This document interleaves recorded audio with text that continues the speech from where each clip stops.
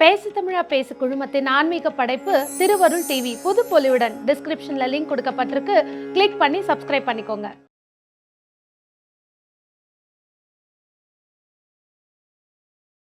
அரசியல் விமர்சகர்கள் சர்வதேச இந்த ஸ்ட்ராட்டஜிக் அஃபேர்ஸில் எக்ஸ்பர்ட்ஸ் என்ன சொல்கிறாங்கன்னா, இது மத்திய கிழக்கு முழுவதும் போரை பரப்பிவிடும்.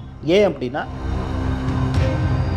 இனி Hamas plus Lebanon plus Iran versus Israel அப்படிங்கிற மாதிரி விரிவடை. அப்போது இது ரொம்ப தீவிரமாகிறப்போ இஸ்ரேலுக்கு சப்போர்ட்டாக அமெரிக்கா வரும், இவர்களுக்கு சப்போர்ட்டாக ரஷ்யா இறங்குறதுக்கு வாய்ப்பு. இது அப்படின்னா நீங்கள் நினைத்ததை காட்டிலும் பெரிதாக போகும். இது ஒரு பார்வை.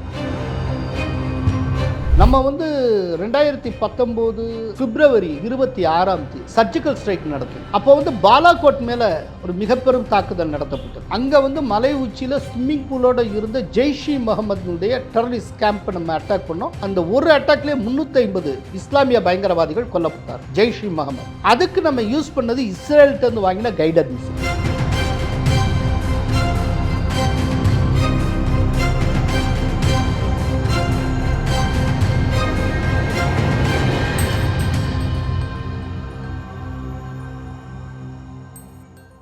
மிடில் ஈஸ்டில் போர் சூழல் வர்றதுக்கு நிறையா வாய்ப்புகள் இருக்கிற மாதிரி இருக்குது. ஈரான் வர்சஸ் இஸ்ரேல் அப்படிங்கிற வார் ஆரம்பிக்கிற மாதிரி இருக்குது.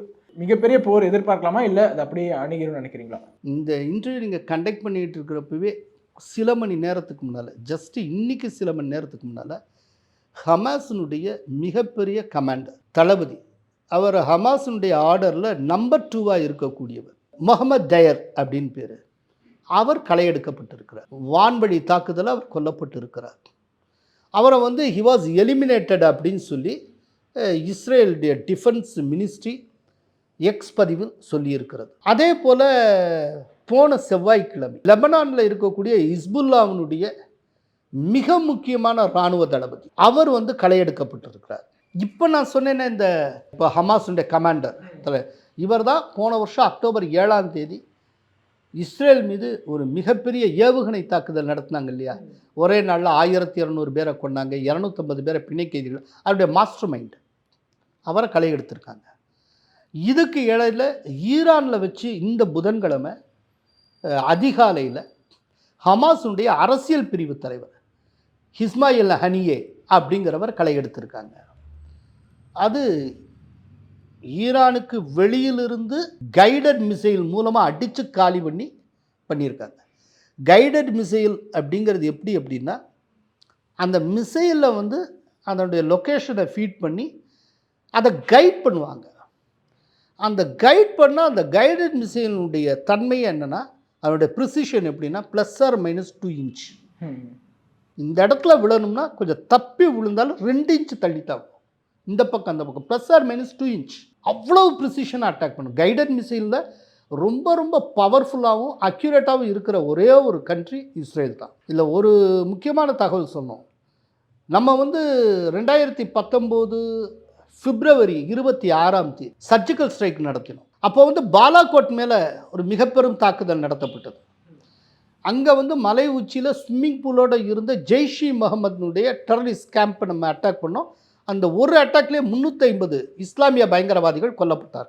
ஜெய்ஷி முகமது அதுக்கு நம்ம யூஸ் பண்ணது இஸ்ரேல்கிட்ட இருந்து வாங்கின கைடட் மிசைல் தான். ஓகே, இந்திய வரலாற்றிலேயே முதன்முறையாக கைடட் மிசைல் நம்ம யூஸ் பண்ணது அந்த அட்டாக் தான். சர்ஜிக்கல் ஸ்ட்ரைக்கில் நம்ம பயன்படுத்தோம். அந்த கைடட் மிசைலை வச்சு தான் அடித்து காலி பண்ணியிருக்காங்க. இப்போது இதில் 2 விதமான கருத்து உண்டு. அரசியல் விமர்சகர்கள் சர்வதேச இந்த ஸ்ட்ராட்டஜிக் அஃபேர்ஸில் எக்ஸ்பர்ட்ஸ் என்ன சொல்கிறாங்கன்னா, இது மத்திய கிழக்கு முழுவதும் போரை பரப்பிவிடும். ஏன் அப்படின்னா, ஒரு ஹமாஸனுடைய அரசியல் பிரிவு தலைவரை களையெடுக்கிறதுக்கு இஸ்ரேல் என்ன யுத்தியை கையாண்டிருக்குன்னா, அவரை ஈரானில் வச்சு களையெடுத்திருக்கு. இதுக்கு முன்னாடி மொசாடுடைய பெரிய ஈரானில் வச்சு களையெடுக்குது. ஈரான்கிறது வேற ஒரு நாடு. ஹமாஸ் தலைவரை ஈரானில் வச்சு களையெடுத்ததன் மூலமாக 2 விஷயத்தை கன்வே பண்ணியிருக்கு. ஈரானுக்கு ஒரு தகவல், நீ ஒன்று பெரிய பிஸ்தான்னு நினைக்காத, இடத்துக்குள்ளேயே எங்களுடைய எதிரிகளை நாங்கள் சாத்திட்டு போயிடுவோம், ஒன்றால் எங்களை கண்டுபிடிக்க முடியாது, தடுத்து நிறுத்த முடியாது, எதுவும் செய்ய முடியாது. இதே இப்போ நான் சொன்னேன் இல்லையா, கொஞ்ச நேரத்துக்கு முன்னால் சொன்னேன், ஹமாஸினுடைய செகண்ட் டாப் கமாண்டரை கொண்டிருக்காங்கன்னு. அது சம்மந்தமாக டிஃபென்ஸ் மினிஸ்டர், இஸ்ரேலுடைய டிஃபென்ஸ் மினிஸ்டர் ஒரு எக்ஸ்பதி ஒன்று வெளியிட்டிருக்கார். அதில் அவர் சொல்லியிருப்பார், நாங்கள் தேதி குறித்து விட்டால் தொலைவுகள் எங்களுக்கு தடையே இல்லை என்பதை நாங்கள் மீண்டும் நிரூபித்திருக்கிறோம் அப்படின்ட்டு. எந்த டார்கெட் தான் எங்களுக்கு, அவன் எந்த டிஸ்டன்ஸில் இருக்காங்கிறது எங்களுக்கு விஷயமே கிடையாது, அதை நாங்கள் திரும்ப நிரூபிச்சிருக்கோம் பாரு. இப்போ அதே போல் ஒரு கிளியர் கட் மெசேஜை ஈரானுக்கு அவங்க சொல்லியிருக்காங்க. அதே போல் ஹமாஸுக்கும் சொல்லியிருக்காங்க, நாங்கள் நினச்சோம்னா கதையை முடிச்சிருவோம் அப்படின்னு. இதுக்கிடையில் இஸ்ரேலுடைய ஸ்பிரிச்சுவல் லீடர் கொமேனி அவர் சொல்லியிருக்கிறார் என்னென்னா, இந்த மாதிரி இஸ்மாயில் ஹனியேவை எங்கள் நாட்டில் வச்சு கொண்டிருக்கீங்க, எங்கள் நாட்டுக்கு வந்த எங்களுடைய விருந்தாளியை எங்கள் நாட்டில் வைத்தே நீங்கள் கொன்றதன் மூலம் மிக கடுமையான தண்டனையை அடைவதற்கு நீங்கள் தயாராகிவிட்டீர்கள் என்று பொருள், பழி தீர்க்காமல் விடமாட்டோம் அப்படின்னு சொல்லி. இதே நேரத்தில் லெபனானில் இருக்கக்கூடிய ஹிஸ்புல்லா தளபதியும் இவங்க போட்டு தள்ளியிருக்காங்க இந்த செவ்வாய்க்கிழமை. அப்படிங்கிறப்போ ஒரே நேரத்தில் லெபனானும் ஈரானும் போரில் நேரடியாக குதிப்பதற்கு வாய்ப்பு உண்டு. அப்போது இதுவரைக்கும் ஹமாஸுக்கும் இஸ்ரேலுக்கும் மட்டுமே இருந்ததான போர் இனி Hamas plus Lebanon plus Iran versus Israel அப்படிங்கிற மாதிரி விரிவடையும். அப்போது இது ரொம்ப தீவிரமாகிறப்போ இஸ்ரேலுக்கு சப்போர்ட்டாக அமெரிக்கா வரும், இவர்களுக்கு சப்போர்ட்டாக ரஷ்யா இறங்குறதுக்கு வாய்ப்பு உண்டு. இது அப்படின்னா நீங்கள் நினைத்ததை காட்டிலும் பெரிதாக போகும். இது ஒரு பார்வை. இன்னொன்று, இப்போ தான் பேச்சுவார்த்தைக்கு ஹமாஸ் சம்மதித்து பக்கத்தில் வந்துகிட்டு இருக்க டயத்தில் இந்த அடி அடிச்சிருக்காங்க. இஸ்ரேலுக்கு தெரிஞ்சதான் செஞ்சுருக்காங்க. இது ஒரு உத்தி. ஜென்ரலாக என்ன செய்வாங்கன்னா, இந்த பேச்சுவார்த்தை இப்போ நடக்க போகுதுன்னு தெரிய வர்றப்போ அதுக்கு சில நாட்களுக்கு முன்னால் திடீர் தாக்குதல் பயங்கரமாக இருக்கும். அதுக்கு காரணம் என்ன, ஒரு ஃபோர்ஸு ரொம்ப தீவிரமாக எடுத்து ஒடுக்குவாங்க. அது காரணம் என்ன, பேச்சுவார்த்தையின் போது தங்களுடைய தரப்பினுடைய கை ஓங்கி இருக்கணுங்கிறதுக்காக. இதை நான் அடிக்கடி முன்னால் ஸ்ரீலங்கன் எல்டிடி பீஸ் டாக்ஸ் அப்போ நான் பார்த்துருக்கேன். அந்த பீஸ் டாக்ஸ் ஆரம்பிக்கிறதுக்கு முன்னால் திடீர்னு எல்டிடி கடுமையான தாக்குதலை ஸ்ரீலங்கன் ஃபோர்ஸஸ் மேலே பண்ணுவாங்க. ஸ்ரீலங்கா பல இடத்துல நிலகுலைஞ்சிரும். ஸோ அந்த ஒரு நிலை இருக்கிறப்பே அங்கே பீஸ் டாக்ஸ் வந்து கேரி பண்ணுவாங்க. அப்போது பேரம் பேசுகிறதுல அவர்களுடைய கை ஓங்கும். தாய்லாந்து பட்டாயாவில் வச்சு ஸ்ரீலங்கன் கவர்மெண்ட்டுக்கும் எல்டிடிக்கு இடையில் அமைதி பேச்சுவார்த்தை நடக்கிறப்போ அதுக்கு முன்னால் அடுத்தடுத்து ஆம்புஷ் எல்டிடி பண்ணாங்க. இது ஒரு உத்தி. பேச்சுவார்த்தைக்கு முன்னால் ஒரு தட்டு அடித்து சாத்துறது. அப்படி சாத்தினா ஹமாஸ் வந்து அடங்கி இருக்கும், இவங்க கை ஓங்கும். ஸோ அதற்கான உத்தியாகவும் இருக்கலாம். இது என்னவாகும் அப்படிங்கிறத போக தான் பார்க்கலாம். ஆல்ரெடி சொன்ன மாதிரி அமெரிக்கா உள்ளே வரக்கூடும், இந்த பக்கம் ரஷ்யா உள்ளே வரக்கூடும் என்று சொல்லும்போது இதெல்லாம் இஸ்ரேல் தெரிந்தே செய்யும்பொழுது இம்பேக்ட் என்ன சார் இருக்கும் குளோபல் லெவலில்? குளோபல் லெவலில் என்ன, திரும்ப வழக்கம் போல் இது ஃபுல்லாக கல்ஃப் இதெல்லாம் பாதிக்கக்கூடிய விஷயம். கச்சா எண்ணெய் விலை கூடும். அதே போல் நீங்கள் வந்து இது கப்பல் மூலமாக, ஏன்னா உலகத்தில் எல்லா விதமான சரக்குகளும் 95% கடல் வழியாகத்தான் போகுது. இப்போ கடல் வழி வாணிபம் இருக்குல்ல, அது முழுக்க பாதிக்கப்படும். குளோபல் லெவலில் பல முக்கியமான பொருட்களுடைய விலையேற்றத்துக்கு இது கொண்டு போய்விடும். எல்லாவற்றுக்கும் மேலே ஜியோ பாலிட்டிக்ஸ் அப்படின்னு பார்த்திங்கன்னா இது அளவுக்கு அதிகமான அகதிகள் பிரச்சனையை கொண்டு வந்து சேர்க்கும். பக்கத்தில் இருக்கிற நாடுகள் எல்லாவற்றிலும் அகதிகள். இதுக்கு முன்னால் சிரியா அகதிகள் அவங்கவுங்கன்னு படையெடுத்து ஐரோப்பா முழுக்க பரவினாங்க தெரியுமா. இப்போ அதே போல் திரும்ப அடுத்த ஒரு எக்ஸோடஸ் ஆரம்பமாகலாம். இந்தியா யாருடைய சைடு எடுப்பாங்க அப்படிங்கிறது மிகப்பெரிய கேள்விக்குறியா இருக்கு. ஏன்னா நம்ம யாரோ ஒருத்தரோட சேர்ந்தே ஆகுங்கிற எந்த அவசியம் இல்லை. நம்ம போருக்கான சூழல் இல்லை. அமெரிக்காவோட அக்ரிமெண்ட்ல இருக்கோம், கச்சா எண்ணெய் வாங்குறோம், அமெரிக்காவோட குவாடுங்கிற பாதுகாப்பு அமைப்பில் இருக்கோம். நம்ம யாருக்கும் பகையில், நாம் நம்ம வழியை பார்த்துட்டு நம்ம பாட பார்த்துட்டு போயிட்டுருக்கோம்.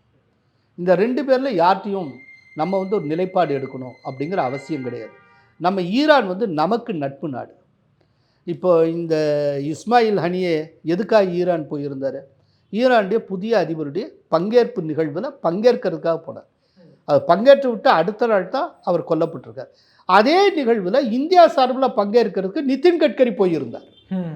ஸோ ஈரானுக்கும் நமக்கும் நல்ல ஒரு இணக்கமான ஒரு சூழ்நிலை இருக்குது. ஈரானில் இருக்கக்கூடிய சபஹர் துறைமுகத்தை நாம் தான் டெவலப் பண்ணிக்கிட்டு இருக்கோம். நமக்கு தான் அந்த ஒப்பந்தம் கொடுத்துருக்காங்க. இந்தியா தான் டெவலப் பண்ணிகிட்டு இருக்கு அங்கே இருக்கிற துறைமுகத்தை. அப்படிங்கிறப்போ இந்த இடத்துல நம்ம என்ன செய்வோம்னா உடனே ஈரானுக்கும் போயிட மாட்டோம், இஸ்ரேலையும் விட்டு கொடுக்க மாட்டோம். இஸ்ரேல்கிட்டேருந்து நம்ம கைடன் மிசைல்லாம் ப்ரொக்யூர் பண்ணுறோம். எல்லாரோடையும் நமக்கு நல்ல தொடர்பு இருக்குது. அதனால் நம்ம என்ன செய்வோம்னா, போர் வேண்டாம், போர் இல்லாமல் பேச்சுவார்த்தையின் மூலம் தீர்வு காணுங்கள் என்பதை வலியுறுத்தக்கூடிய அமைதிக்கான சக்தியாக நாம் திகழ்வோம். இந்தியாவுடைய குரல் அப்படிங்கிறது கொஞ்சமாவது எடுபடும் அப்படின்னு நினைக்கிறீங்களா சார்? ஏன்னா நம்ம எப்போவுமே இப்போதும் இல்லை, ரஷ்யா உக்ரைன் போகிறப்ப கூட யூஎஸ்லேருந்து கூப்பிட்டு அதை வந்து சரி பண்ணி விடுங்க அப்படின்னு மோடிக்கிட்டே சொல்லியிருந்தாங்க. ப்ளஸ் குளோபல் லெவலில் ஒரு பீஸ் கமிட்டி போடுறதுக்கு மோடியை தலைவராக போடணும்னு மெக்சிகோ அதேவெல்லாம் சொல்லியிருந்தாரு. இந்தியாவுடைய குரல்லாம் எடுபடும் நினைக்கிறீங்களா சார்? சார், குரல் எடுபடுதோ இல்லையோ, நல்லதை நம்ம சொல்லித்தானே ஆகணும். இப்போ குரல் எடுபடலை அப்படிங்கிறதுக்காக 2 பேரும் நல்லா மோதுங்க, நிறைய பேர் சாகட்டும்னு சொல்ல முடியுமா? மோடியோட மெசேஜ் ரொம்ப கிளியர். புட்டின்டே சொன்னது தான், இது வந்து வளர்ச்சிக்கான காலம், போருக்கான காலம் அல்ல, இது போருக்கான சகாப்தமும் அல்ல. அதுதான் எல்லாருக்குமான இந்தியாவின் மெசேஜ். நம்ம அதைத்தான் வலியுறுத்துவோம். ஹமாஸ் அட்டாக் பண்ணும்போது we stand in solidarity with Israel அப்படின்ட்டு மோடி கூட ஒரு ட்வீட் ஒன்று போட்டிருந்தாரு. இப்போது அந்த மாதிரி ஒரு சைடு இருக்கிறதுக்காக இல்லை ஹமாஸ் பண்ணினப்போன்னு இல்லை, ஹமாஸ் என்ன பண்ணினாங்கிறது முக்கியம். எந்த முன்னறிவிப்பும் இல்லாமல் திடீர்னு 5000 மிசைலை ஒரு நாட்டின் மேலே ஏவி ஒரே நாளில் 1200 அப்பாவி பொதுமக்களை கொன்று குவிச்சு அங்கே இருக்கக்கூடிய குழந்தைகளுக்கு முன்னால் அவங்களுடைய தாயாரை வன்புணர்வு செய்து பாராசூட்டில் இறங்கி ஹமாஸ் திடீர்னு என்னென்ன அயோக்கியத்தனம்லாம் பண்ணாங்க. அதுக்கப்புறம் 250 பேரை பிணை கைதிகளாக பிடிச்சிட்டு போய் அதில் பிடிச்சிட்டு போனதில் ஒரு ஃபாரின் லேடி, அவங்க இஸ்ரேலில் இருந்தவங்க, அவங்கள இழுத்துட்டு போகிறப்ப அந்த வண்டியிலே வச்சு பாலியல் வன்புணர்வு செய்து அவங்க இறந்து போய், இறந்ததுக்கப்புறம் அவங்களுடைய சடலத்தை கட்டி இழுத்து வண்டியிலே கட்டி கிலோமீட்டர் கணக்கில் கொண்டு போய் என்னென்ன அட்ராசிட்டிஸ் நடந்தது. அப்போ வந்து ஹமாஸ் செஞ்சுட்டாங்க, இது இஸ்ரேலுக்கு எதிராக செஞ்சுட்டாங்க அப்படிங்கிறதுனால அது புனிதமான நிகழ்வுன்னு சொல்லிடுவாரா மோடி? அன்னைக்கு துயரப்பட்ட சூழ்நிலையில் இஸ்ரேல் இருந்தது.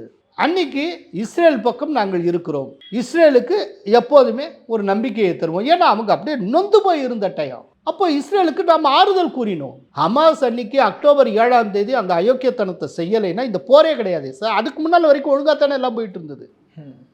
பிள்ளையார் சொல்லி போட்டது ஹமாஸ் தானே. அப்போது ஹமாஸ் எப்போ வேணாலும் இப்படி செய்யலாங்கிறப்போ இஸ்ரேல் என்ன நிலைப்பாடு எடுப்பாங்க?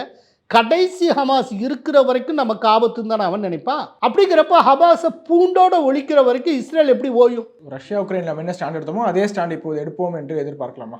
லைக் நியூட்ரல் ஸ்டாண்ட் மெயின்டைன் பண்ண சார், எப்போதுமே நம்ம ஒரு ஸ்டாண்ட் தாங்க. நம்ம அமைதிக்கான குரல் தான் இப்போது வெளிப்படுத்தி இருக்கிறோம். ஓகே, அன்னைக்கு ஹமாஸ் அப்படி பண்ணப்போ நம்ம வெளிப்படுத்தினது அயோக்கியத்தனத்துக்கு எதிரான குரல். உலக தமிழ் சொந்தங்களுக்கு வணக்கம். நான் ராஜவேல் நாகராஜன். பேசு தமிழா பேசு வலையொலியுடைய வளர்ச்சிக்கு நீங்களும் உறுதுணையாக இருக்கணும்னு நினச்சிங்கன்னா இந்த வீடியோடைய டிஸ்கிரிப்ஷனில் இருக்கக்கூடிய ரேசர் பே லிங்கை கிளிக் பண்ணுங்கள். அந்த லிங்க்கில் போயிட்டு உங்களுக்கு விருப்பமான தொகையை பேசு தமிழா பேசுவனுடைய வளர்ச்சிக்கு உங்களுடைய பங்களிப்பாக நீங்கள் கொடுக்கலாம். நன்றி, வணக்கம்.